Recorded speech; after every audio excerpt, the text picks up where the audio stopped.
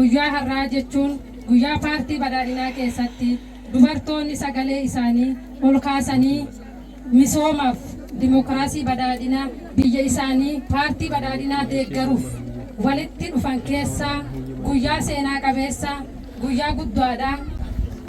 Paartiin badhaadhinaa barootaan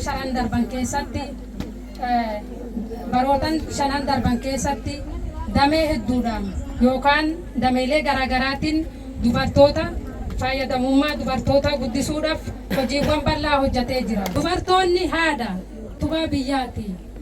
Sagalee koo nageenyaaf, sagalee koo misoomaaf, sagalee koo badhaadhina hunda galeessaaf, hirmaannaa dubartootaa filannoo milkaa'aaf, badhaadhina filachuun misooma filachuudha, badhaadhina filachuun nageenya filachuudha, badhaadhina filachuun obbolummaa sabdaneechummaa filachuudha. Mallattoon keenya biisii qamadii, filannoon keenya maal? Paartii badhaadhinaati. Galatoomaa caamsaa 24 wal keenya.